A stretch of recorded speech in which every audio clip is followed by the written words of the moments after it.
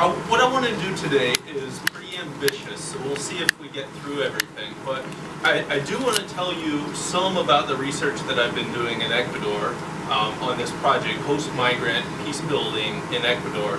But I want to embed that within a personal story to give you a bit of a sense of how I've developed as a practitioner and a scholar and how those things really tie together for me. And I'll sort of sandwich the research part within that. I also want to show you a bit more about CEMPROC, the organization that I started in Ecuador, because I think that will help you to sort of understand how I tie together research and my role as a peacebuilding practitioner. So, as Evan mentioned, I went to undergrad at the University of Georgia, and ever since I've learned to speak Spanish in high school classes and whatnot, I became fascinated with the region, Latin America. And so in my sophomore year, I had a grant. I knew I wanted to do some research, and so I went to the director of Latin American Studies at the university and said, where can I go do some research in Latin America? He was Ecuadorian, and so he set me up with a lot of contacts in that country. I spent the summer there doing research on watershed politics, of all things. And ultimately, we published a piece. My first published article came from that work after my sophomore year in undergrad. After I graduated, I attended a symposium in Monterrey, Mexico on conflict resolution and negotiation in Latin America. So somewhat similar to the peacebuilding initiative that we're launching now. And actually, my co-professor in this initiative that we're starting at UMass Boston, I met in that symposium 10 years ago in Monterrey, Mexico. We were both participants in it. And going to that, we heard talks from the Carter Center, from Witness for Peace, from the Deputy Director of the UN, Deputy Secretary General of the UN, who mediated the El Salvador dispute. All of these really inspirational figures. And something clicked for me. I said, there's a lot out there that I can do too. So it started me thinking, what can I contribute? I knew as a recent college grad, I probably wouldn't be able to just show up in Israel, Palestine and say, here I am, let me help. Probably wouldn't be taken very seriously. But what I could do is work at a more grassroots level to build capacity and develop skills for community leaders, children, local politicians, church leaders, teachers, all of the people that tend to know about conflict when it happens and people go to them for help. So because I already had experience in Ecuador, I went back there. One of the folks I had met the first time doing research was married to a woman who was a lawyer specialized in mediation and arbitration, and she became our first Ecuador director. And so in close partnership with Ecuadorians the whole time, we developed this NGO. And I rather than tell you all about it myself, I want you to see some images. I'm going to show you a short video, about I think 7 or 8 minutes, that will explain what CEMPROC is about. And then from there I want to tell you why CEMPROC produced my research agenda. Essentially, in 2005, I was facilitating a dialogue through CEMPROC and the UN HCR, High Commission on Refugees, and UNIFEM between Colombian and Ecuadorian women in the border region of Ecuador. And it was a very powerful experience. We were able to bring together women who had lots of stigmas and stereotypes about each other. And during the period of this dialogue, they were able to see each other as peers, as human, and not as members of the other group.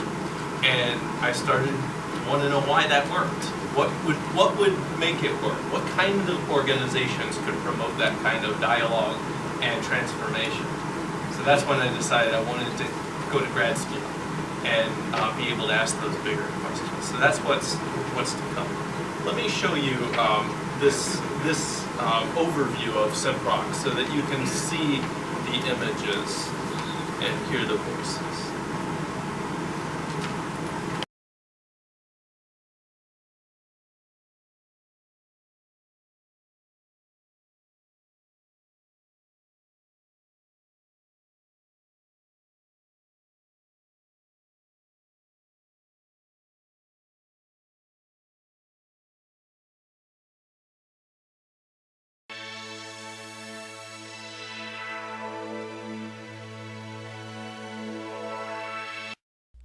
The Center for Mediation, Peace, and Resolution of Conflict International is an exciting and dynamic organization that is committed to reducing destructive conflict and promoting global peace. CEMPROC focuses on providing innovative training programs for leaders at the grassroots level in the United States and Latin America.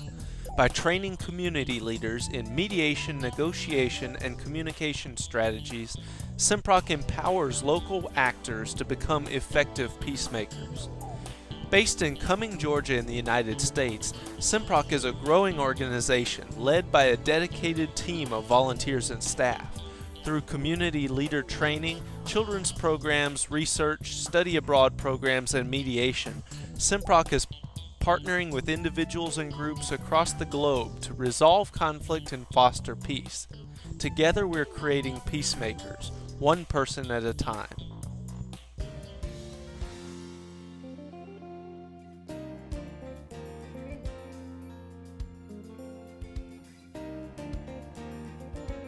And we offer a conflict resolution for kids is the name of the program. And here in the United States, we're expanding that program within the Hispanic community in a program called Seeds of Peace.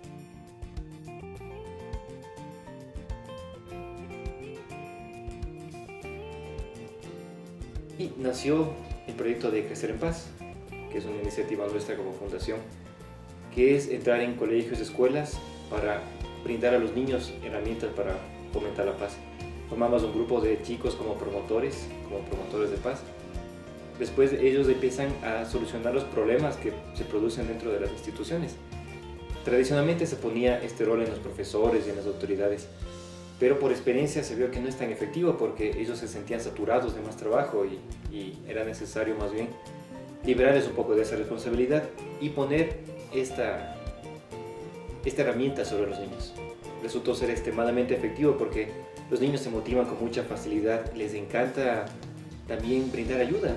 Yo creo que muchas veces ellos empiezan a actuar de mala manera, básicamente una forma de llamar la atención. Pero si pueden tener un liderazgo que en lugar de usarlo para el mal, empiezan a usar para el bien, se motivan con mucha facilidad, les gusta. Hemos tenido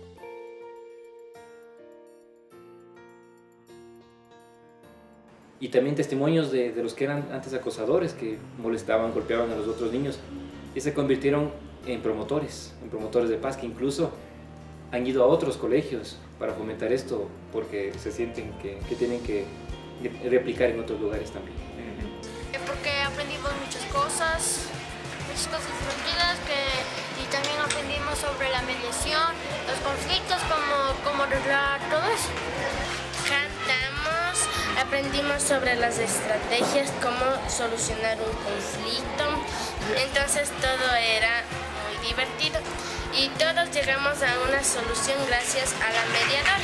Orejas y ojos también, todo el cuerpo usó, con las manos se toca, el corazón se enfoca, abre la boca, escuchando muy bien, todo el cuerpo usó. Mi vida ha cambiado mucho con este programa, en realidad mi vida social. Al rato que yo soy promotor de paz, ayudo a las personas y hago más amigos. Y al final las personas que han sido víctimas no son tan malas, son buena gente. Hacemos capacitaciones con distintos grupos, hemos trabajado con indígenas, hemos trabajado con ancianos, con gente de la tercera edad, con jóvenes también, para fomentar que la solución a los conflictos es capacitarse y tener unas mejores herramientas.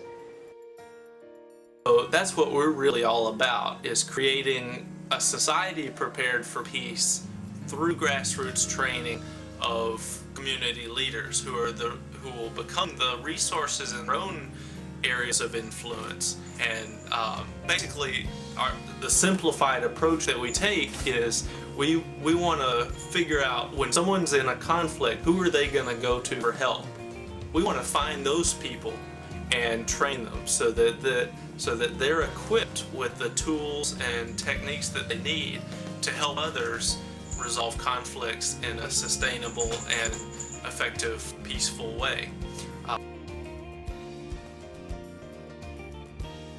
En esta comunidad, la realidad conflicto hay entre la familia,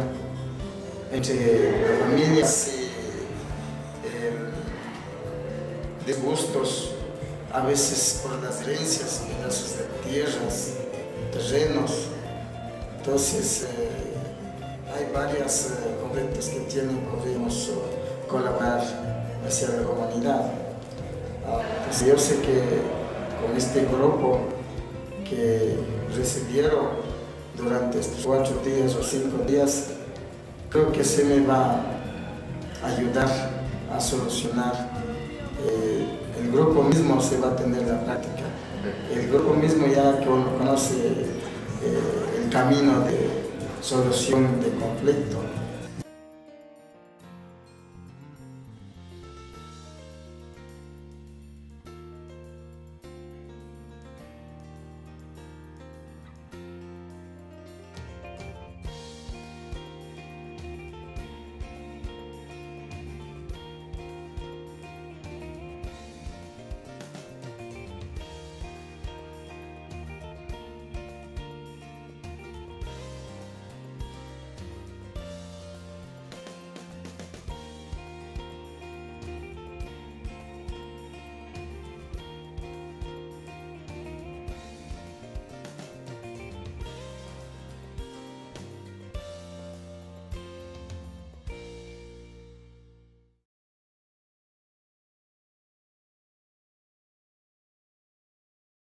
También tenemos un programa de investigación en fronteras sobre la situación de los migrantes y refugiados colombianos especialmente.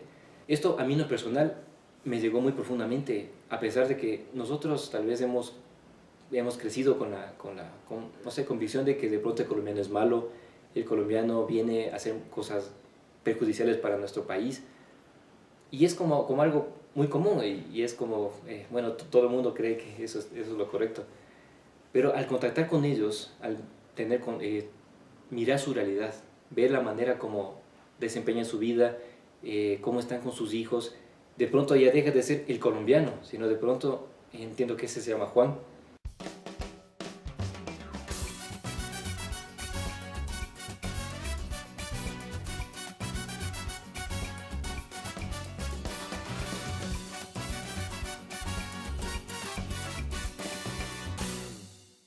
As I said, I was a practitioner working along in the field, and I started to have these bigger questions of how do we promote peace, especially between this population that I discovered of refugees, forced migrants, and given the vulnerability that's often there, but also the creativity.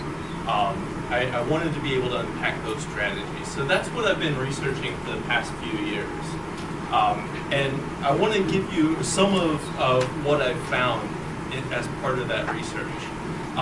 As a sort of overall background, there are about 300 million migrants in the world. So that's a lot of folks who are living somewhere where they weren't born.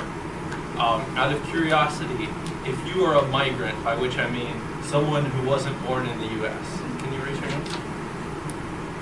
So we know what this means at UMass Boston, right? This is a site of migration here.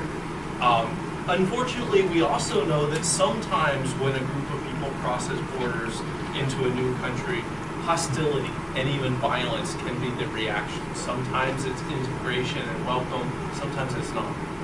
So as societies try to reconcile new populations with existing categories of membership, like citizenship, guest worker, undocumented immigrant, they want to label people. And that negotiation and labeling process can create conflict. So given that possibility of hostility, of violence, how do states and societies foster human security and peace among all inhabitants, both those who are born in the country and those who weren't? And the finding that I see across all my research is that often the answer comes through informal institutions, things that aren't written down, processes that are developed sort of ad hoc sometimes as strategies by migrants. Non-state actors often take on a very prominent role. So that's what I wanted to focus in on my research. A lot of us probably know this, especially those in the human security PhD program, but there is a distinction between national security and human security. So just to give you that, for those who don't know, when we talk about national security, most of the time we're talking about the protection of a country, the borders from some external threat. And the target of protection is the state. So it's protecting against some military threat from outside. But more recently, people have started to realize, actually, that's not the main threat most people face. There isn't that much interstate war anymore. And most people face threats of violence more from their neighbors or even from the state itself. So the target of protection that's more relevant maybe would be the individual. How can you ensure that individual people are free from the fear of violence and physical harm perpetrated by other humans? That's what we mean by human security. And that's really what I'm focusing on a lot, because with migrant populations, they're often not in the state that is supposed to be protecting them under the national security logic. And so you get this dilemma. Are migrants threats to be excluded? If they're foreign bodies inserted into national territory, then the military protecting the borders should be sort of protecting and keeping migrants out in order to protect citizens. And unfortunately, that often was what was happening by governments that took this national security doctrine very seriously. Or, in contrast, are migrants humans to be protected? That calls for the state to have a very different role. And often that's what states get caught in, is which of those roles are they going to go with. So given that migrants are transnational actors, it complicates the traditional relationship of states providing national security for citizens within a bounded territory, right?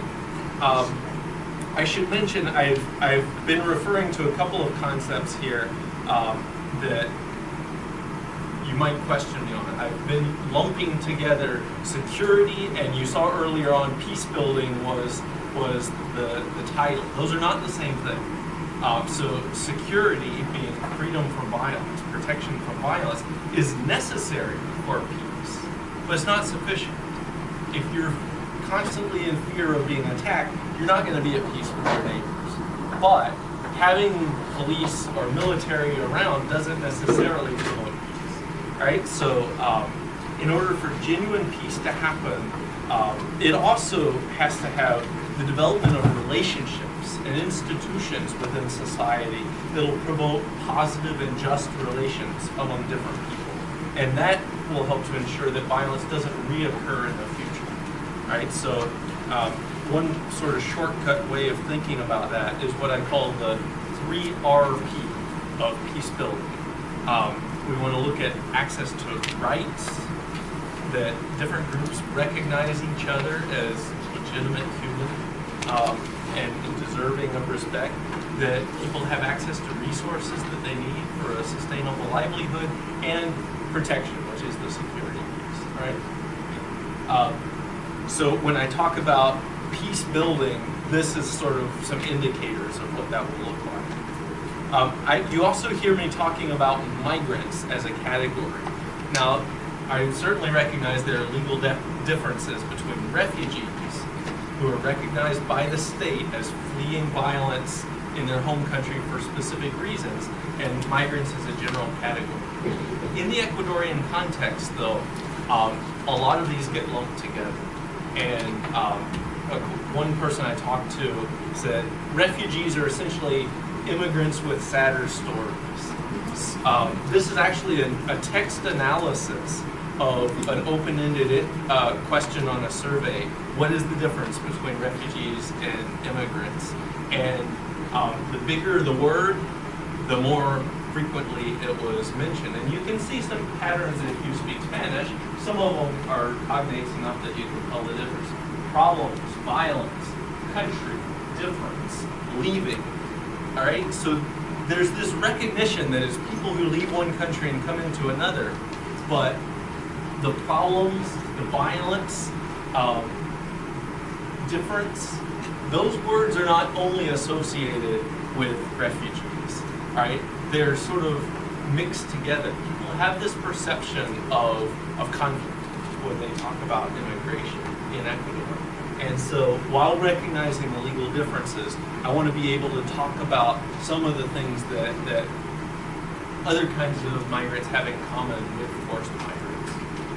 I also don't want to say the word refugee so much because most of the people who probably deserve refugee status in Ecuador don't have it. They haven't been able to apply for a number of reasons, right? So what I'm trying to get at here is to figure out how non-state actors especially, but also how the state can contribute to peace and human security between migrants and citizens. That was that initial question that came out of that dialogue in 2005 that I did between Colombian and Ecuadorian women. And I'm going to suggest that it's about the relationships between people and between organizations, not whether the state is strong or weak, not whether people are rich or poor, all right? Those are factors that are characteristics of people and organizations. I'm going to suggest that the relationships, whether they have strong linkages among them, produce governance networks that are more or less resilient. And so what role do these governance networks play in increasing human security? And especially, what do they do beyond what the state could do on its own? Right? So just to show you that, this draws on a bunch of field work in several cities in Ecuador, both Quito, which is the capital city, and a few border provinces along the northern Colombian border. I did surveys with migrants in these provinces, and the sample size is around 500 or so. Also lots of interviews, GIS mapping and network analysis, as well as some qualitative analysis go into this. So it's very mixed methods. And the reason I chose Ecuador, in addition to that's what was close to my heart, is it's an excellent case study. Ecuador is the largest recipient of refugees and asylum seekers in Latin America. Despite being a pretty small country of about 15 million people, it has the largest number of refugees in Latin America, and about 98% of them are Colombian. So especially since 2000, they've been flowing down. So a very recent and large-scale migration. So all of these people have been coming in a relatively short period of time, fleeing the violence in Colombia, where the FARC leftist guerrillas have been fighting the government and right-wing paramilitaries.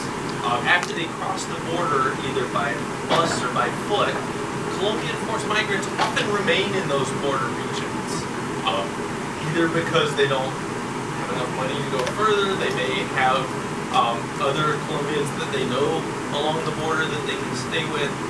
They may not know a whole lot about the legal context, what their rights are, and often they end up in a fairly marginalized situation.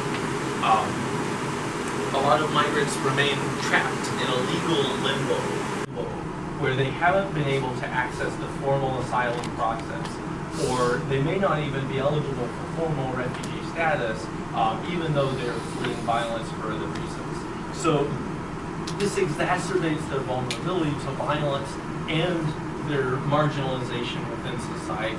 Those who do make it to cities face additional discrimination, unemployment, lack of access to housing, education, and sometimes health care. Here's the paradox. Ecuador actually has one of the most progressive constitutions, the most progressive legislation towards migrants in Latin America and elsewhere. The Constitution says foreigners have the same basic rights as Ecuadorians. It prohibits discrimination by nationality or immigration status. It guarantees refugees access to education, healthcare, and financial institutions. But because of a weak and overly centralized state in Ecuador, the fact that migrants are dispersed, especially in far-flung border regions where the state has traditionally been absent, and the fact that there are political incentives for the state not to offer those protections. These rights and protections are frequently ignored in practice. Even though the formal institutions are there, the implementation is missing. Democratic leaders are accountable to their own citizens who vote, not so much to foreign migrants who don't vote. So in the context of competition for jobs, stereotyped images of Colombians as narco-traffickers and kidnappers and prostitutes, the state has little political incentive to really champion migrant rights or take their grievances seriously. So I argue that in cases like this, the presence of migrants is tolerated only to the extent that they live up to a set of unwritten, informal, but widely shared rules. A set of expectations that I call the invisibility bargain.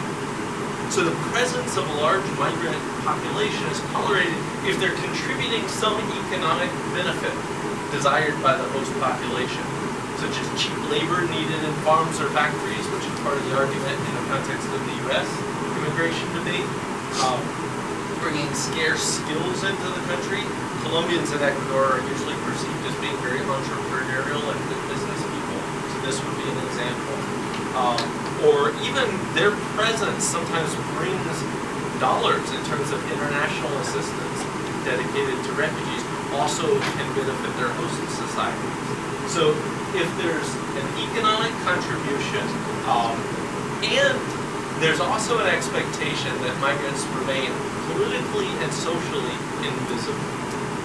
So what I mean by that is that making overt demands on the government or society to protest grievances or injustices often sparks a citizen backlash. The same way as a guest in someone's home might be treated if they put their feet up on the coffee table and demand change the television station because I don't like this.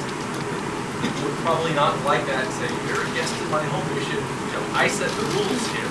There's a similar sort of expectation sometimes for migrants in a society to get along, to not overtly make claims on the government or make demands. Unfortunately, that can be insidious sometimes, that the invisibility bargain can deprive migrants of their ability to claim basic human rights and to seek protection from violence in their new country of refuge. So just to give you an idea of what that looks like, on the political invisibility piece, this is from an interview I conducted with a local government official in the border region. And he said Colombians have started getting involved in politics because they're smart and well prepared. Not too long ago, one even ran for prefect of Esmeraldas, despite being in this country for only 5 years or so. I think they're ungrateful, coming to our country, being welcomed, and then taking over. We as Ecuadorians are the ones who have the right to decide how we will be governed. So this is basically making explicit this unwritten set of rules. Don't be seen, don't be heard, just be contributing. It's essentially wanting migrants to offer their work, but not their humanity in all of its totality, right? Social invisibility is not just making political demands, but even their presence if it's obviously different from the host society, or customs that are different. You might have heard of the Muslim headscarf controversy in France. This is an example of host society demands for political or social invisibility. This is a Colombian asylum seeker who said, I stopped selling empanadas, which is a type of pastry, in the streets because I'm afraid. The migration police would often come by, and if they hear a Colombian accent, they would ask to see our documents. The photocopy of my asylum seeker document that I carry serves very little use. They often claim that these documents are fake and detain Colombians anyway. When I go out, I try to keep my mouth shut. So one thing I want to point out about this is, A, she's talking about discrimination and exclusion by the state. This is the police she's working with. And this is not an undocumented migrant. She's a Colombian asylum seeker who has her paperwork turned in. She's just saying it's often rejected and denied by the police. So that social exclusion that I talked about is certainly exacerbated when people don't have documentation, but it's there for others as well. So given this condition of the invisibility bargain and the fact that the state is not a very reliable protector of rights because of the reasons I said before, it's accountable to citizens who vote, not to foreigners who don't. I'm arguing that we see gaps between the formal institutions and the kind of security and peace in everyday life that migrants experience in practice. So these gaps are then filled by non-state actors who don't have those same kind of political incentives. Their accountability structure is different, and they may actually benefit from serving migrant populations, from offering protection, from creating spaces for migrants to organize, interact with the host society, and find safe spaces. Those non-state actors, which could be NGOs, they could be churches, they could be informal networks, they sometimes are other kinds of international organizations like the UN. They have linkages with the state, but because they're not charged with enforcing law, which migrants sometimes fear, they have better access to the population. And so they can act almost as brokers between the state, which is formally charged with providing security, and migrants who are afraid to ask for that for the state and would spark a backlash if they did it overtly because of the invisibility bargain. Non-state actors form almost like this intermediary between those two groups. When they do that, negotiating protection for migrants by non-state brokers and channeling the interests and voices of migrants so states know what they need and what they're talking about. That can lead to greater human security and less backlash, satisfying the R3P more than the state could do on its own. If you have questions about that, we can come back in Q&A. But I essentially wanted to test that a bit. And so I thought about it, and the traditional explanation from the national security perspective is that stronger state presence and more wealth or economic development should produce greater security. If the state is stronger, it can offer more security. If people are more wealthy, they will be less vulnerable. Also, more migrants often increases conflict between them and the host population because the host population has greater perception of threat.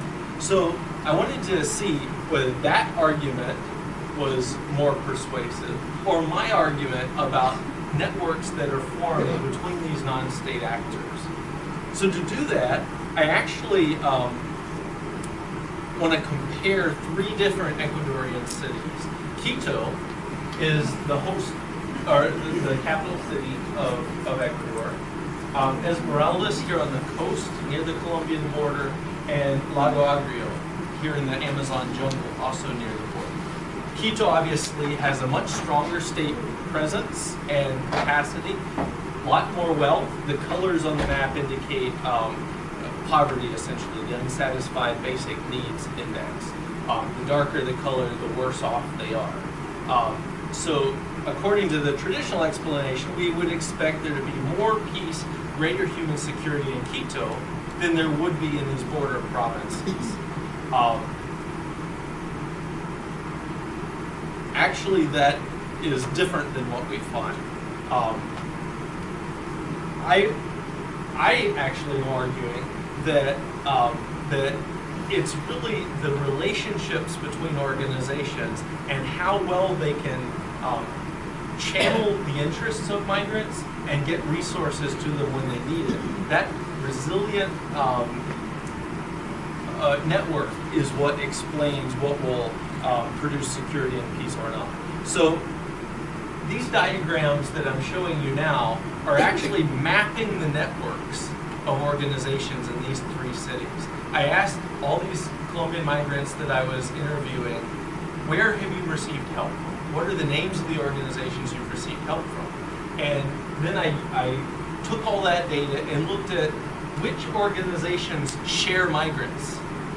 Like the same migrant is going to the UNHCR and going to the church. Those 2 organizations essentially have a tie. They have a linkage between them. They are serving the same people. And so this map, the little squares represent the different organizations. And the lines between them are indicating that they have these linkages, they have these ties. And the thickness of the line indicates how many, right? How strong that tie is. You can see in Quito, there are a lot of different organizations. A lot of it kind of revolves around the church and the UN system. So the UN High Commission on Refugees is right here. HIAS is the Hebrew Immigrant Aid Society, which is UNHCR's partner. And Scalabrini is a Catholic organization. The Mennonite Church is here.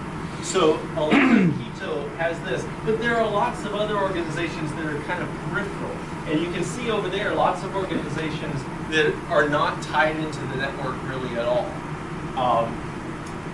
On this map, the only state agency that really appears is here, the Foreign Ministry that grants visas. So in Quito, there are a lot of organizations, but they're sort of only moderately networked with each other.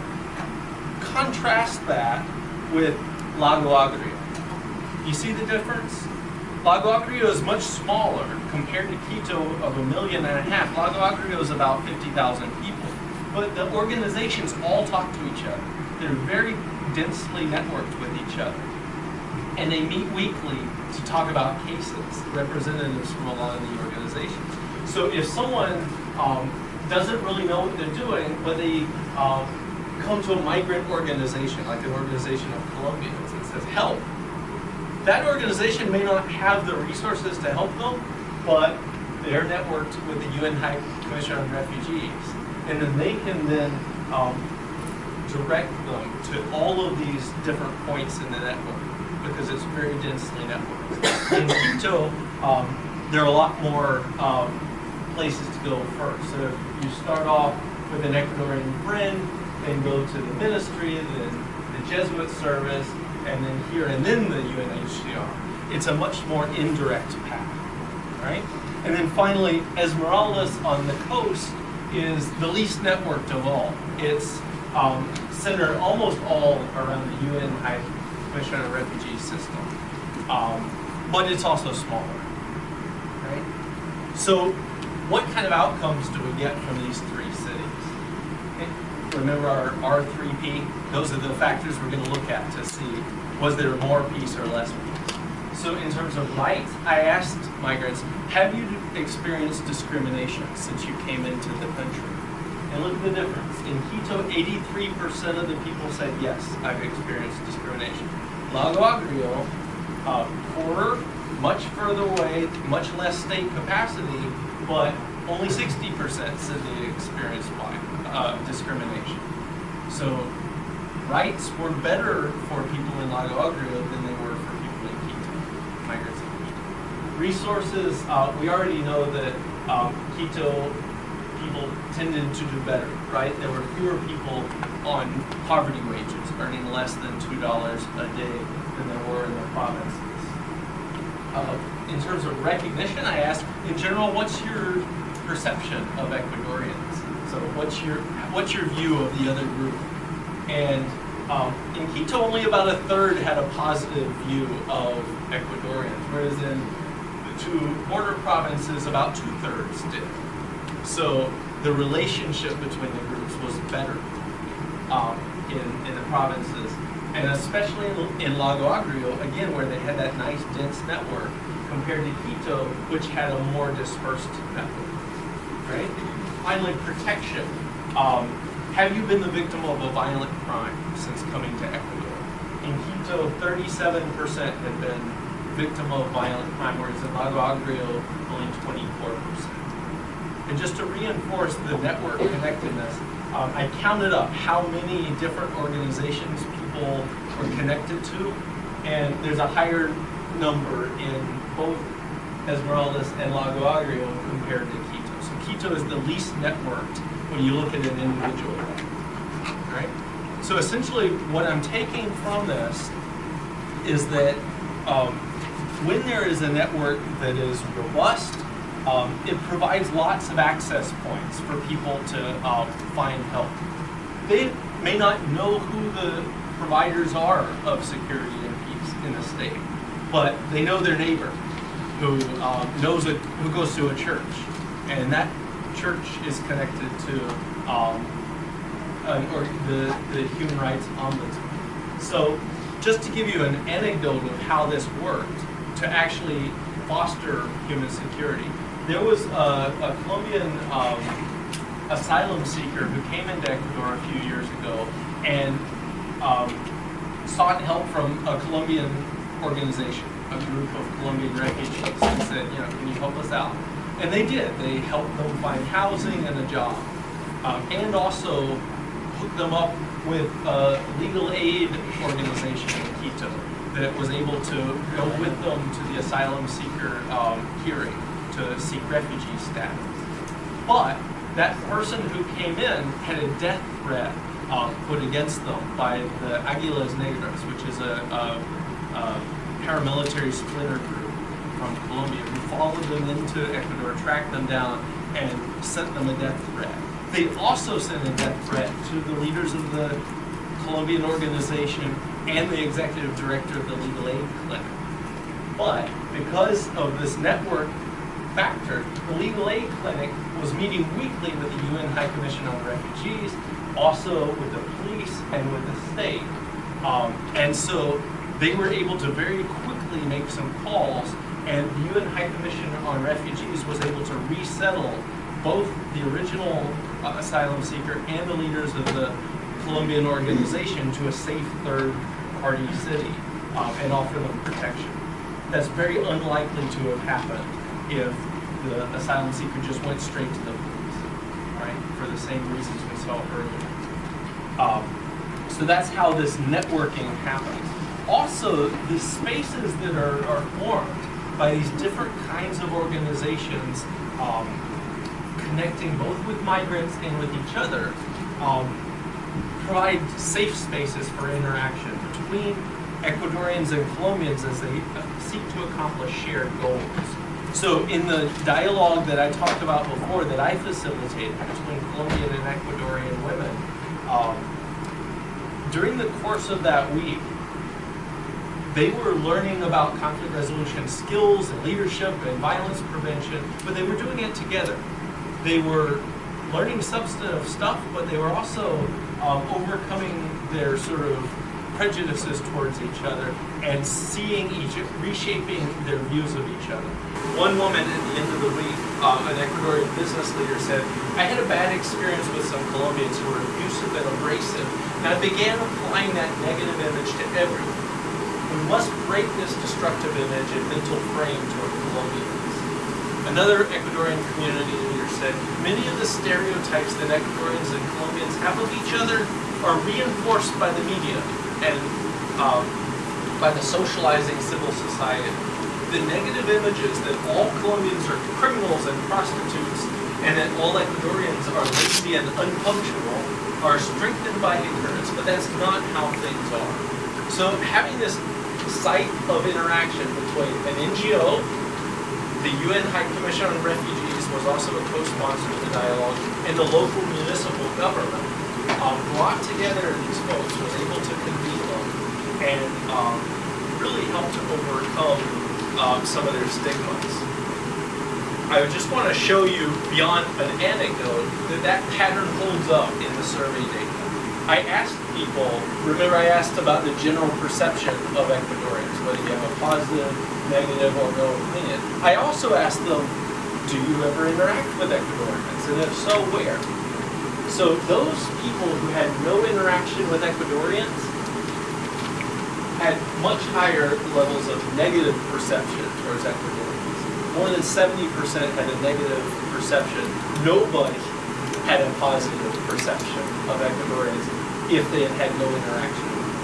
In contrast, those who had meaningful interaction, and by that I mean they interacted through family, church, university, work, there were some different ones like that. Meaningful interaction, almost 60% had a positive perception of the other group, and less than 20% had a negative perception. Of course, in the middle, casual interaction was more mixed. But one thing that's interesting here, there's very little no opinion in this casual interaction, which indicates that contact isn't enough. If you have contact with the other group, it may just reinforce the image you had before. If you already like them, you'll like them even more. If you already didn't like them, you'll not like them even more. So the learning that comes out of this is if we're going to transform relationships between migrants and host community, we need to bring more actors into the fold. State actors, non-state actors, international actors. And we need to be providing spaces for them to interact in meaningful ways towards shared goals. Just putting them in the same room isn't going to do it, right? So I think I'm actually going to stop on that note and allow us to open up for some questions and interaction before we completely run out of time.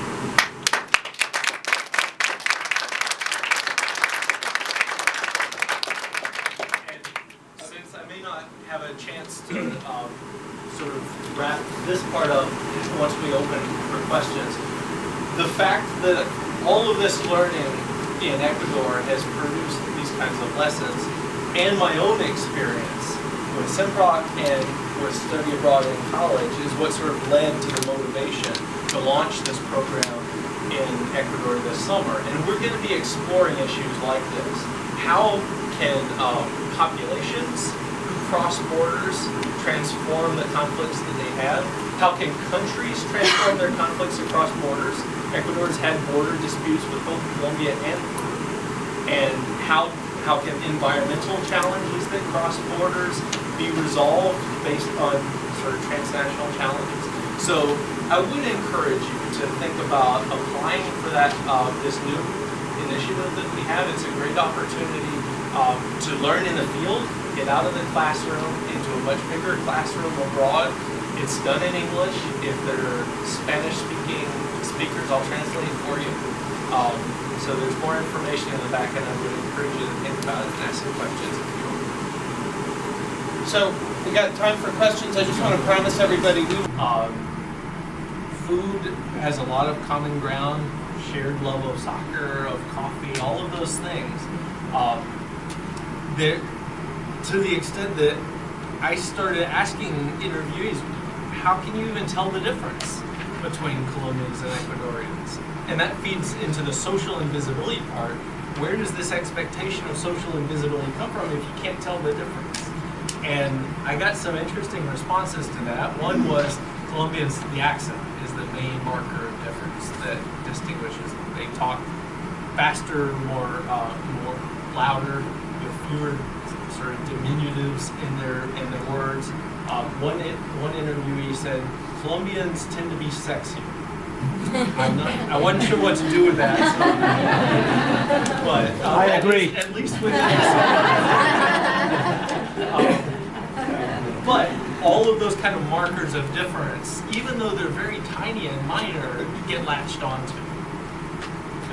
Yeah, very interesting, Jeff. I just have 3 questions. They're very Project so everybody can hear. I have 3 questions. One is, are the Ecuadorian refugees or migrants in Colombia? If so, No. Secondly, Well, there are maybe a few, but most Ecuadorian migrants are in Europe, Spain, and the U.S., and they're not refugees. They're that's my economic. last question. The second question is, how many genders are involved in this process, either receiving or moving? And finally, as you know, there is reverse migration now from Spain and Portugal into Latin America, but that tends to be much more middle class. I assume that those people don't get treated like refugees. That's right. So I think that maybe the third largest migrant group in Ecuador is from the U.S. or possibly Spain, after Colombians and Cubans, I think. But actually, the big migration flow, other than this one, is returning migrants from Ecuadorians who fled after the economic crisis in '99 and 2000. Between 10 and 25% of the population of Ecuador left the country during that time, mostly to Spain, Italy, and the U.S. And so Ecuador was a major sending country of migrants. But during that same period, they became a major receiving country. So the article I'm working on right now is actually looking at that kind of dual thing that was happening and how the president of Ecuador has used that as a strategy. Basically saying, we don't want our migrants abroad to be mistreated, so we should have these progressive institutions in place in our country for all migrants. And has promoted a norm of universal citizenship. So the gender of the Ecuadorians going out and the gender of the Colombians coming in. Gender balance. More women? More men. But the Colombians, I think it's equalizing a bit more. It was more heavily men. Were you able to investigate whether the network concentrations which were found in the service providers for the migrants reported in electricity, whether it would have had anything to do with the sophistication of the relative sophistication of the service provider organization in Quito, or whether it was in the I'm not sure what you mean by sophistication. Right, so the level of sophistication might be that they're like one-stop shops, and therefore the requirement is having gone there to then be networked amongst other service providers. Be able to investigate that. I don't think there was that much difference in the types of organizations, and some of them tried to be one-stop shops, but I don't think there was a large difference in the number of that versus sort of specialized between Quito and the border regions. One way of getting at that is that some of them are the same organizations. They have branches in Quito and they have branches in the provinces, but the way they interact with each other is different in Quito versus the provinces. Look, maybe it would help to show visually how they're interacting. This is Lago Agrio, a map of Lago Agrio. You can't even see this, but all of the organizations are right here, concentrated geographically. I could walk to all of them, essentially, within a not very long period of time. And this is the urban sort of center of Lago Agrio, and a lot of the refugees are living here too, in kind of downtown area. In Quito, you can see the organizations are concentrated here in the northern modern part of the city. But where these stars are the neighborhoods where most Colombians are living, and they're pretty far apart. So we not only have social distance, we also have geographic distance playing in here. I think those are some of the things that are making more of a difference than the characteristics of the organizations. I am collecting data on that too. I've been doing surveys of the organizations themselves, which would include like what kind of programs do you have. So I will eventually be able to measure whether an organization only offers one type of program versus 10, but I don't have that compiled yet. Yeah. I'm curious, different organizations have different agendas, religious versus government-funded versus national domestic nonprofit. Look at that and the connections of refugees within, for example, religious networks that fund people differently. Yeah. So this plays out a lot in the politics of refugee and migration issues in Ecuador. and particularly the role of the church. Because prior to 2000, the church was essentially the only actor involved in refugee issues in Ecuador, outside of Quito. Mostly because there weren't very many. So it was basically the priests and missionaries who were in the provinces were essentially the only sort of authority figure around. So when someone needed help, they were the ones there. That started to change in 2000 when the flow increased and the UN started to come in. But there was also kind of a disjunct, because the UN High Commission on Refugees is a mandate-driven organization. It gets its authority from the Geneva Convention, and it's designed to serve refugees, those who meet that narrow definition. The church is also a mission-driven organization to feed the hungry, clothe those who need it, provide help to those who need it. And so there was kind of a conflict between the institutional forms that UNHCR wanted to focus on refugees, and the church wanted to focus on all kinds of migrants, whoever might be there, and the intersections between migrants and other poor people in the town, right? Who might actually become more resentful as a result of aid being channeled to migrants and refugees, since the Ecuadorians were poor too.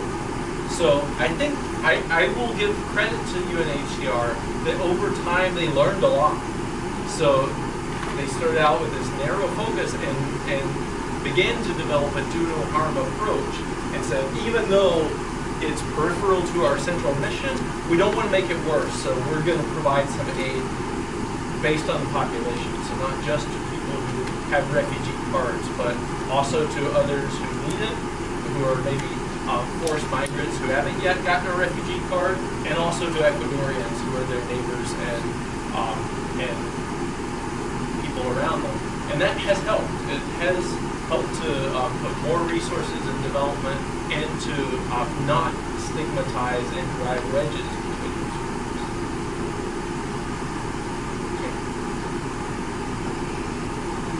Very interesting talk. I was wondering about the question of what happens to refugees when they come into the country in terms of their chances of becoming citizens.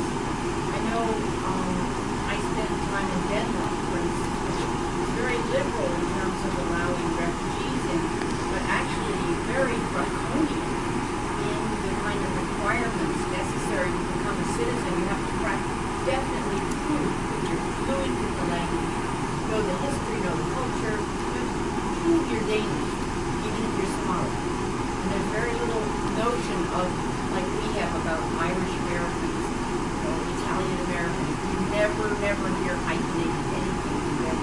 That's not their conception of citizenship. So I was just wondering what Ecuador is like. Yeah, so it's an interesting question. There's lots of layers to it. So after the Constitution was passed in 2008, it changed. So the rights that they've been able to access, the ease with which they gain admittance has changed over time. That initially, from 2000 to 2003, there wasn't even a passport requirement or visa requirement. You could basically just come in easily. And so that's partly why so many did. 2003, a visa requirement was put on, and you see the amount decrease drastically.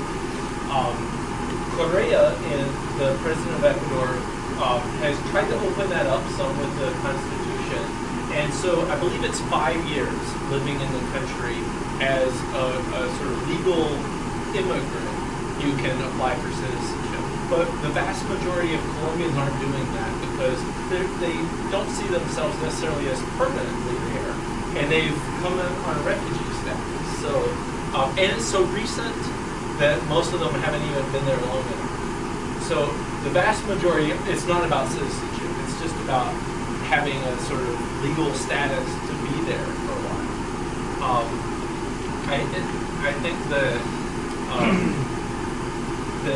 with additional flows of migrants, Cubans have started to come in the past few years, and they have mostly gone for family visas. So they might target citizenship more quickly than Colombians, because Colombians a lot of them would actually like to leave the country, not necessarily to go back to Colombia because they don't think it's safe, but to go to another country. Whereas Cubans are likely to be coming in order to stay. So after they fulfill their time, they may try harder to get into the citizenship process. For Colombians, that just hasn't really been an issue so far, mostly because it's been so recent. Everyone came at one time. Is that kind of it? All right, maybe the last one. Yeah. I think you talked a little bit about the political representation, maybe, or like participation in the politics of the country. How much is this issue that you're talking about that Colombians would like to leave? How does that play in terms of the political representation? It's not only that they're refugees; they don't want to stay, and do they? At that point, would that guarantee them any political representation as refugees, or is it as citizens or as people who exist there? How does that work? Yeah. That's a bigger question than we have time for. Let me answer it this way. So I would say that the flow, the instability of leadership and their marginalization has weakened the refugee movement. In 2009, 2010, the refugee movement began to develop organizations, to do advocacy. They were at the convention negotiating the Constitution, which is one reason it has such progressive pieces in it. But it was very personalized. It relied on key nodes in the network. And just life happened. One of them got sick. Actually, two of them got sick, and that's two organizations right there that became, essentially not politically active anymore. Resources, it's very hard to sustain advocacy if you don't have resources, and if you're barely scraping by to eat yourself to eat on your own, you aren't going to have the resources to invest in broader collective strategies. So I think that, unfortunately, those factors that are inherent in migrant populations in this case have weakened the ability to have representation. Jeff, it was a terrific talk. And the things that were clicking in my head, and part as you're talking about it, one thing is we've got these connections between practice and research, and really making them serve each other, right? The research that builds the knowledge base that we need in order to do more effective intervention, understand where it needs to happen and how it needs to happen, and the spider web of connections around different kinds of things that go on throughout this department, all the different kinds of work that we all do. It's really fabulous. So thank you so much.